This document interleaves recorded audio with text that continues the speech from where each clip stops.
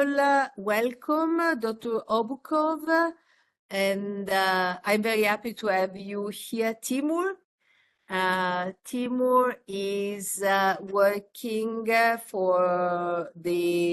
a geospatial specialist for the UN Secretariat in New York. So he's working at the headquarters in New York.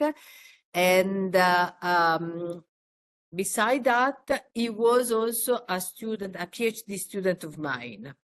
We were involved together in some project. We are still involved together in some project, like one project that is called UN OpenGIS.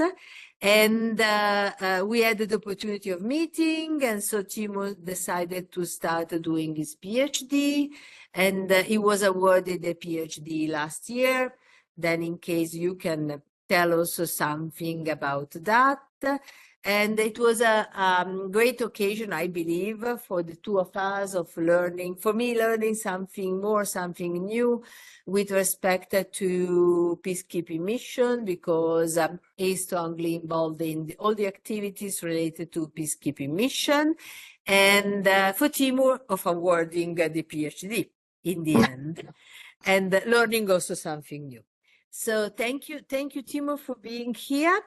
I'm very happy, and now I give you the floor in such a way that you can tell to the students what UN is doing for its operations in the geospatial field.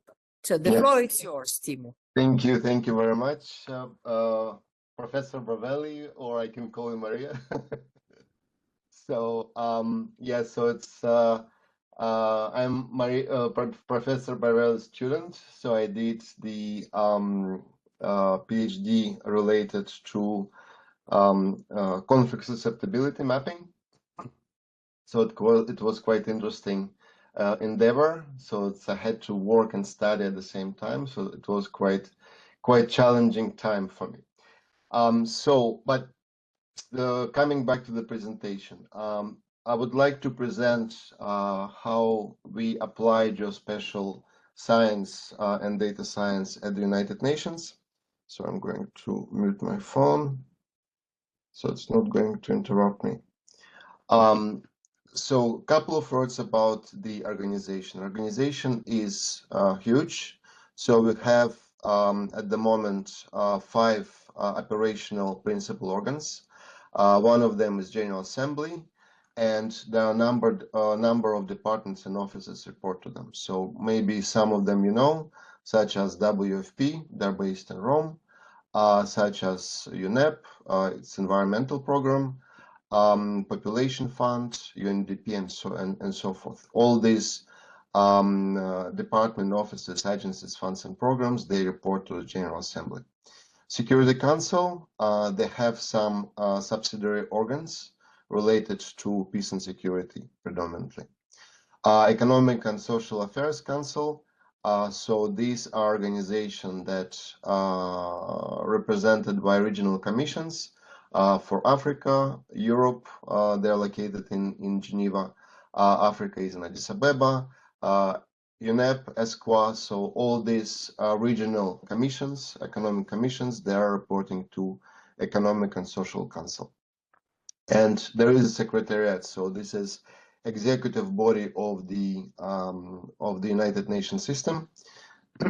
So my office is in OICT, in the US Department of Operational Support.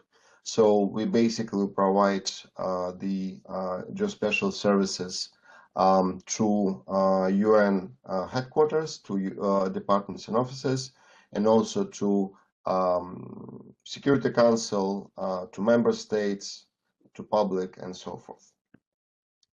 Another one is International Court of Justice. This is a little bit standalone principal organ of the United Nations, and the Trusteeship Council, which is stopped operation after decolonization process that took place in 1960s, 1970s. So there are many specialized agencies that they report to various principal organs of the UN. So you also know FAO, most likely. There is a big office in Rome. This is FAO headquarters, Food and Agriculture Organization headquarters is in Rome, and many other specialized agencies that are focusing on specific issues, such as Telecommunication Union, Maritime Organization, Monetary Fund, World Bank, Labor Organization, International Civil Aviation Organization, and so forth. So as you see, UN is a big organization, is a big system, which comprises many different organizations, funds, and programs, and the Secretariat in New York and in Geneva. Specifically, GIS, what do we do for the UN? We use geospatial information to support all mandate and operations of the United Nations for the Better World, which is specifically related to peace and security, and I'm going to touch upon each of these aspects: human rights, sustainable development, humanitarian aid, and international law. Specifically for peace and security, we conduct analysis of the data. We assist in visualization of the information and threats to international peace and security in the context of Security Council consultations, field operations, and other mandates related to peace and security of the UN. So as you see, for example, like on these photos, there are some old maps that were presented in the Security Council, and also I wanted to say that GIS, or as it used to be called, cartographic services, were present at the UN pretty much at the beginning of UN operations. It was established in 1948, so to delineate various international boundaries and so forth. So another photo is our peacekeeper that uses sometimes paper maps, because quite often we operate in the locations where there is no network connectivity, so we cannot use the regular means of using GIS applications, GIS software. So sometimes we need to provide just paper maps simply to peacekeepers so they can navigate themselves in the area. For human rights, we collect evidence of and document the evidence of human rights violations, different atrocities using geospatial data, tools, visualization methods to provide like identification of different targets related to atrocities, and like such as mass graves and so forth. So on your screen you can see the map of Syria and different areas of influence, like government, Kurdish forces, Syrian democratic forces, and others, and non-state armed groups. And also there is another map that of the countries that signed the Convention of Punishment of Crimes of Genocide. For sustainable development, we promote and share global geospatial data on common geographies from member states to integrate this data and statistical data to monitor, report, analyze, and visualize sustainable development goals for effective decision making and for data for action. So it's basically all sustainable development goals. We're providing some data, we're developing maps, and so forth. So, like for example, for climate change, there is a map of various natural disasters. For Senegal, there is a map of shortage of food. For peace security, you can see the situation in Boko Haram activities in Africa. For humanitarian aid, we monitor and evaluate disasters, risks, and threats during the extreme events related to climate change, natural disaster, identify priority areas, conduct assessments, support logistics, relief effort, and deployment of operations. So this is the map of in IBA during the floods. So we had to use synthetic aperture radar imagery just to conduct the flood assessment and identify the areas prone to floods so that the relief can be provided in a timely manner. So another map here, it's the damage assessment after Haiti earthquake in 2010. So where lots of buildings and lots of infrastructure were damaged and destroyed during the earthquake. So this is the areas of priorities. So with high damage and low damage. So high is in red. We also assist mediation efforts for peaceful resolution of conflicts in context of territorial integrity, international boundary documentation, sovereignty, providing surveying, mapping, analysis, and visualization for understanding. So during some negotiations, you see, for example, here, this is the blue line, demarcation line between Lebanon and Israel. And the exact location of the each pillar is being collected using high accuracy GPS. At the time, you see the person is holding the GPS receiver right above the barrel of the turning point of the blue line, just to collect and map the international boundary. We serve many different member states. We serve Security Council. We serve our leadership. We serve all departments and offices in the Secretariat. We provide information to specialized UN agencies and, of course, general public. So these are our clients. We have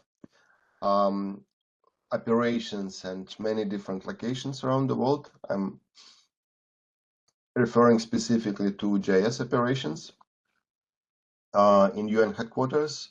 We have backbone of UN operations in Brindisi and also in Valencia. So this is where we have the data servers, data farms, where we have all technical capacity that provides required services to peacekeeping operations, to political operations around the world, and also to various regional commissions. For example, in Europe, in Asia Pacific, in Africa, in Latin America, and so forth. And also, so headquarters, UN field missions, and we have two technical offices in Brindisi and in Valencia, Spain. Why GIS is so compelling for the United Nations? First of all, GIS supports fulfillment of the mandate, right? It's this one. It supports to conduct this, life-saving activities. It supports saving money for the organization. It promotes common understanding of the situation and situation awareness. For example, we enable situational awareness platforms, right? Visualization, improving situational awareness, geospatial analysis for supporting decision-making, smart knowledge-based platforms, mainstreaming GIS and situational awareness tools. We support fulfillment of core mandates of the different peacekeeping offices and the missions, whether it's monitoring of ceasefire agreements, monitoring of armed group activities, protection of civilians, electoral assistance. We also support emergency and life-saving operations in terms of identification of vulnerable population in different places around the world, search and rescue operations, crisis management, go and no-go areas when it comes to minefields and evacuations and so forth. And of course, we using GIS capacity, organization saves money by minimizing ground visits and planning for operation on different operation stages, better understanding of operational environment, and for some special activities such as groundwater exploration using GIS technology. Specifically in the office where I work, it's Geospatial Information section. We are part of Office of Information Telecommunication Services, which is part of Department of Operational Support. So we serve Security Council, Secretariat, different departments and offices, and we also provide technical support to Border Commission. We serve as a secretariat function, co-secretariat function, together with DESA, it's Department of Economic and Social Affairs, Statistics Division. We are serving as a co-secretariat, and Professor Maria Bravelli is the was, I think, not anymore. Yeah, in the past, she was the chair of Academic Network. So we also provide policy strategies, we support data and develop partnerships for our colleagues, GIS colleagues in the field missions, and our colleagues in GSC, Global Support Center, GIS Center. We develop very strong partnerships and cooperations with different UN agencies, and also with member states, academia and research institutes, for example, like Politecnico di Milano, with various international organizations and so forth. And we also developed the systems contract for acquiring GIS software and satellite imagery. Our office in GSC, Global Support Center in Brindisi, and also in Valencia, they carry out various of activities, but they're mainly serving field missions and also different UN agencies. So they provide various services and products such as spatial and terrain analysis, mapping and developing of mapping and geodatabases. They provide geospatial solutions, advanced trainings. They assist mission liquidation and mission startup. They are part of groundwater exploration projects where they use various geospatial techniques to identify possible water preserves underground, because they work in different locations in Africa where the source of water is limited. So that's why they need to, but like our field missions operations and the people that we work with, the local communities, they need to get water. So we assist them in identifying underground water locations. And also they conduct image acquisition and processing. Our office in New York, we support Security Council, which includes daily support of close consultations of the Security Council. We provide cartographic products, and we conduct various analytical support of different bodies and organs of the Security Council. So, for example, we develop the deployment maps for each peacekeeping mission whenever there is a mandate is renewed. We conduct some additional mapping products based on the requirements from the Security Council, and we support sanctions committees in terms of providing the satellite imagery analysis for various sanctions committees, such as sanctions committee on South Sudan, Yemen, North Korea, and so forth. Additional services that we provide to the member states is assisting them in identifying the international boundaries, analysis of disputed boundaries and territories. So whenever the member states raise concern to the Secretariat, we assist them in identifying the old documents, historical documents related to agreements. We collect recent satellite imagery and identify treaty maps, treaty texts, and assist them in providing the recent international boundary demarcation. As I already mentioned, Professor Bravelli was part of chairing the academic network of UNGJM.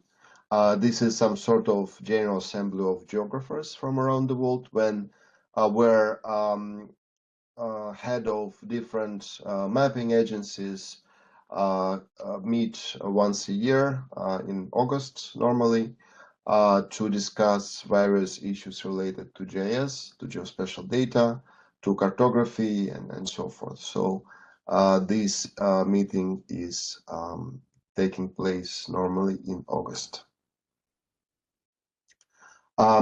Assistance to boundary project. So our office was part of providing technical assistance to various different boundary projects such as Iraq, Kuwait, Eritrea, Ethiopia, Cameroon, Nigeria, blue line between Lebanon and Israel. And what we do, we assist them in the form of collecting high accuracy GIS data, then using various data sets coming from the satellite imagery, coming from derived data from the satellite imagery and GIS data, we assist them to conduct the proper delineation of international boundaries. So this is an example of Iraq-Kuwait boundary demarcation processes when we collected high accuracy GPS data of each pillar and then map them for the member states' use. For peace operations, we conduct the technical assessment mission whenever there is a new peacekeeping mission is starting up. Quite often, due to lack of data, for example, when we started peacekeeping mission, let's say in Mali or in Central African Republic, we had very limited data in terms of mapping, topographic line mapping, and just simply identifying the roads, locations, and so forth. So in this case, our office takes an opportunity to develop UN-specific maps for planning and provide some useful information for the initial technical assessment mission and for the people who deployed to the mission right after that. And we also provide situational awareness, crisis monitoring, and response to and management support. So, for example, these are the planning maps that we developed for Central African Republic, and these are the locations of military assets moving in South Sudan that we're able to collect, quickly analyze, and to provide this information to our colleagues in the field missions. Another operational support to peacekeeping missions and political missions, it's various military operations. There's GIS supports to military operations, security planning, electoral support, air operations, logistics, different political processes, and we develop various mapping applications for them. For example, the situational awareness map for MINUSCA, it's a mission in Central African Republic. The number of new cases of Ebola when there was a mission, Ebola emergency response mission in West Africa in 2014, or various other applications that we develop for the missions. In terms of thematic maps, so we conduct the regular updates of estimated areas of influence of different locations where there are some activities are taking place related to peace and security. For example, Syrian Arab Republic, and the situation there was changing very quickly and quite often, so that we had to provide and update this map pretty much on a weekly to monthly basis, because the areas of influence of different fractions or different military actors were so quick and so intense, so that it's supposed to be updated on a regular basis. Or, for example, food security shortage in different locations, acute food insecurity. You can see also from minimal to famine. And these are the locations in different places where we're able to collect information, process and analyze and to present this data to our senior leadership in order to put more attention and to address the possible food shortages in different places in West and East Africa. That was February 2017 to May 2017. The situation in Ukraine in 2022. This is 2016, January to December. A number of incidents in various places where we aggregate information and present it on the maps. A similar situation in Myanmar, 2016, during security incidents in Myanmar in different parts, where we collect and aggregate data in different security data and incident data in different locations of Myanmar, and we develop the heat maps. Similar maps of 2015 in Somalia. I'm just presenting a little bit older maps so that there is no issues with disclosing some information. Various GIS products. So we also work on developing authoritative maps for different countries that represents the best data and the best known data related to international boundaries, because quite often different countries can portray their own version of the boundaries, which quite often doesn't match with either our data or with the data of neighboring countries. So that's why we take the opportunity to use the data sets coming from the historical documents, from the treaty documents, and present the best known international boundary for different locations. And this is deployment map for UNAMID. That was the United Nations mission in Darfur in Sudan. So this is the composition of United Nations forces in different locations, and we updated that map for Security Council every time there is a new mandate. Various other products, the planning map for Syria, for Mali, town maps for Gao, different incidents in Mogadishu, for example, in 2009, topographic line mapping. So as I mentioned already, that we quite often go to the locations where there is no data, there is no topographic maps available, and we need to develop our own topographic maps, because troops and military, they work predominantly with topographic maps. So just to plan their operations, plan the different activities in the area.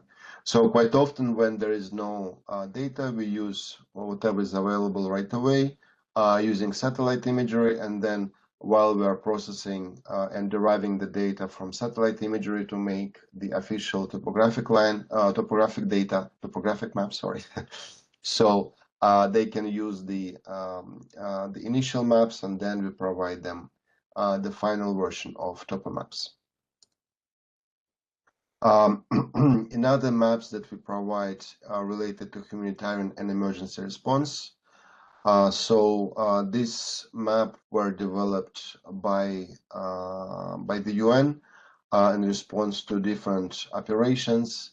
That was Darfur during the crisis in various IDP, internal displaced people camps. And this is an example of the camp mapping activities where we identify the locations of the camps, the hard wall blocks of the town, and different sectors and different locations of different UN agencies providing different services. This is map for Ebola emergency response. I was deployed there for 2 months to start the operations there, and we had to provide to our senior leadership the constant update of number of cases of Ebola in 3 countries in Guinea, Sierra Leone, and Liberia. Application of satellite imagery. So we do have image repository and satellite imagery infrastructure, which is based on GSC, and we have the workflows, how to collect data, data acquisition, visual interpretation, pre-processing, segmentation, thematic classification, final interpretation, and reporting. So this is the workflow that we use in order to conduct the satellite imagery interpretation or analysis. So we do have the imagery service, which is based in Brindisi, and we provide the services to field missions, to UN headquarters, Brindisi, and other UN agencies, funds, and programs. In terms of satellite image acquisition, we use predominantly, excuse me, predominantly, well, not only predominantly, we use only commercially available satellite imagery from different vendors, starting from 30 centimeters and going on to that's high resolution from 30 centimeters up to 1 meter, medium resolution as we classified from 1 meter to 10 meters, and low resolution from 10 and above. And we also use synthetic aperture radar imagery as well. Based on the contracts with commercial providers, we can get the imagery online. We have access to all archives. We also conduct tasking whenever there is an emergency operation, and we use ops. Oh, sorry. And we have access to all bands, like infrared, shortwave infrared, and optical bands as well. A couple of examples of what we do with satellite imagery. This is a situation in Iraq, Mosul, in February 2017. One of our clients requested us to conduct the assessment of military presence. We collected satellite imagery, and we derived, interpreted, identified the position of military equipment, of military installations, of mortars and artillery positions, and we also, of course, we had to account them. So we digitized each location. So we identified 146 APCs, light armed vehicles, tanks, main battle tanks, mortars, and so forth. That was the situation right before the main battle in Mosul in 2017. At the same time, the same client asked us to conduct the identify the situation with IDP camps. IDP, it's internal displaced people. So this is Mosul. There are 2 big IDP camps. One is in West Mosul, and another is in the south. So this is an example of Ham Al Aril camp. As you see, we had to observe the process of camp construction. As you see on the image, in December 30, it was just a site preparation. There was nothing. Pretty much within 2 weeks, UN constructed 400 tents for the people of Mosul fleeing the conflict. In February 18, there were already 3,500 tents, and March 2017, beginning of March, pretty much 2 months after there was nothing, we constructed 4,000 tents to accommodate people fleeing the conflict in Mosul. That was pretty much in line with this situation when there was a main battle in Mosul. After the battle for Mosul, we were tasked to conduct the damage assessment. So sometimes we do damage assessment in the locations where there is detached constructions. For example, here we can visually interpret the damaged locations. For example, there is a roof on one image and there is no roof on another image. So which means that infrastructure was damaged. But in Mosul in Iraq, the way specifically old city was constructed, built up, so the buildings were very much adjoined to each other. So there were like roofs attaching each other, and it was very difficult to determine where one building ends and another begins.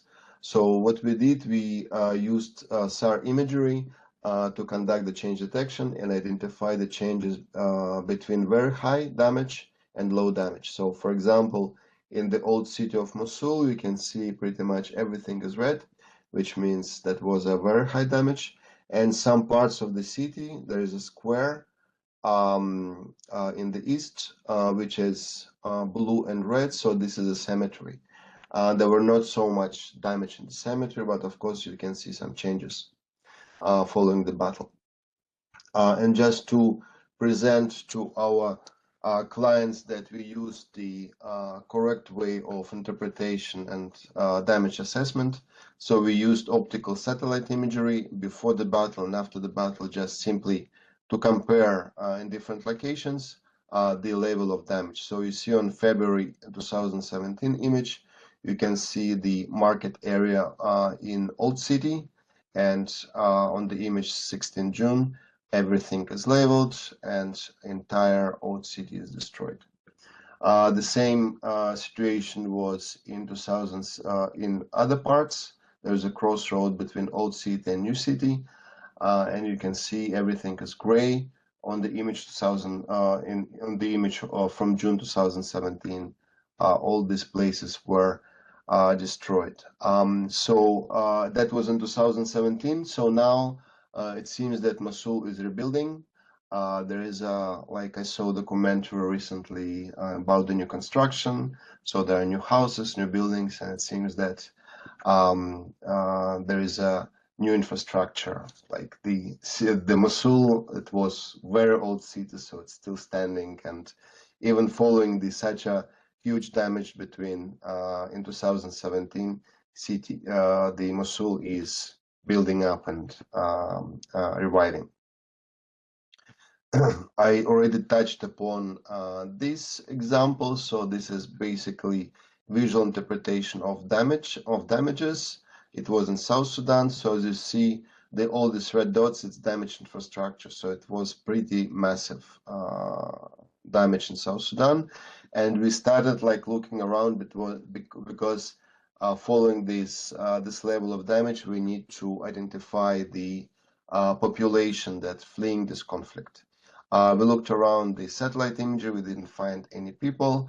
And then on the other side of the border in Uganda, we identified that there is a huge construction that's taking place of refugee camps. And, like people who stay within national borders, they're internally displaced people, and people that are crossing the border, they're refugees. So people basically fleeing this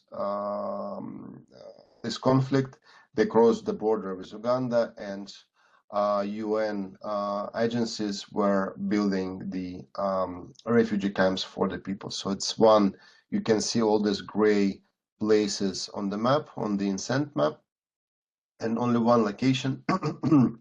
We conducted the assessment. It grew from 5 square kilometers in December 2016 to 44 square kilometers in March 2017. So it's basically within 3 months, it's 880% size of original. So it's 4 times, right?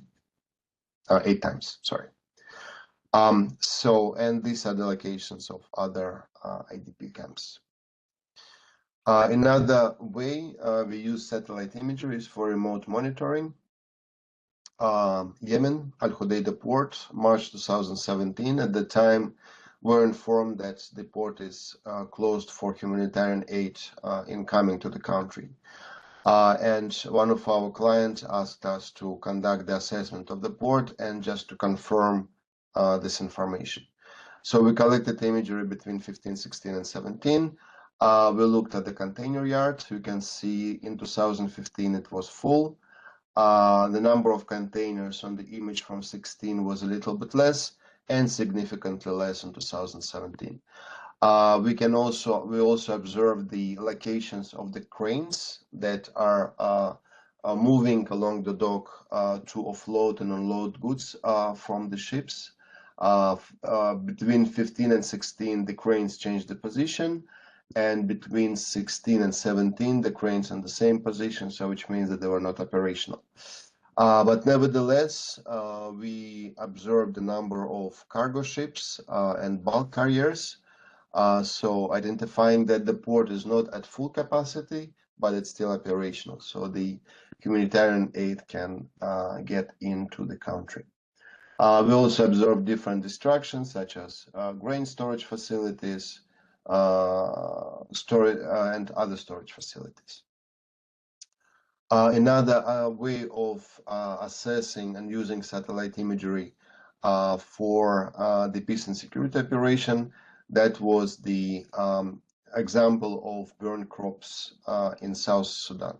So it's normally the crops in some places around the world. There are agricultural practices when the remaining vegetation after harvest is being burned. But in this area, the crops were burned before the harvest. So which means that the conflict and the damage was taking form of food security. So it's basically the crops were burned before the harvest, and people were starving and had shortage of the food. Same location, Yambio, South Sudan, and using shortwave infrared, we can see the active fires in the location. We are not only working with the data, with satellite imagery. We are not only developing maps, but we're also developing infrastructure for the UN. Professor Bravelli is a champion of UN OpenJS initiative. So she was with us right from the beginning. UN is using proprietary software since the beginning, because we started using JS software maybe for the last 2 decades. So like over 20 years ago. Yeah. At the time, the JS software that was available for our use was proprietary software, right? So open source is pretty much a new thing, like comparing to the since we started JS operation in the UN. But of course, like once open source and OpenJS applications started maturing, we were looking into possibility of using and deploying open source technology at the UN. So we established this initiative in 2016, where we tasked to identify and develop open source bundle that meets the requirements of UN operations, taking full advantage of the partners such as academia, and like Maria Bravelli, NGOs, private sector, and international organization, member states who could contribute into development of OpenJS infrastructure at the UN.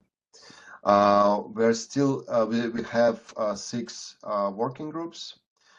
Some of them developed various pilot projects, applications. We developed desktop applications for the UN as a pilot project in working group 1. Professor Bravelli and also Politecnico di Milano provided some training related to PostgreSQL and to QGIS to our colleagues. There are some colleagues are responsible for data collection and content management. That was University of in Busan, right? Professor Lee. We have a working group related to GeoAI and geoanalytics, and it's also Professor Bravelli is champion of that working group, and some other working groups related to smart maps, topographic, UN vector tiles, open drop maps, and so forth. So it's again, we are working on using and deploying OpenJS resources and OpenJS technology. But of course, like keeping into account that UN started operation since, I don't know, JS operation since 2000, I don't know, like 2001. So it takes us time, just to move away from legacy systems, from specific JS applications that we use, and to move fully to open source. One of the approach that we are trying to use, just because of that reason, so we were looking into development and deploying of hybrid JS infrastructure at the UN, where we have PostgreSQL that would support both proprietary and open source bundle that consists of JS Server, GeoNode, QGIS, QField, and other applications. And of course, because it's again, we need to support not only our operations, but operations of different member states that would require sometimes using of proprietary software. So the hybrid architecture is integration of geodatabases to serve both proprietary and open source. It's complementing systems that serve all UN requirements related to not only to UN but also member states. It's cost effective because we can pick and choose which component is cheaper for us to use and implement. It's a flexible solutions because open source is scalable. We can deploy, we can develop mobile application. We deploy to hundreds and thousands of mobile devices. And of course, it's open source is a leading in terms of innovation and social values, so that whatever we develop for your UN OpenJS initiative can be shared not only within UN family, but also with the countries and member states and with academia. So this is pretty much it from me.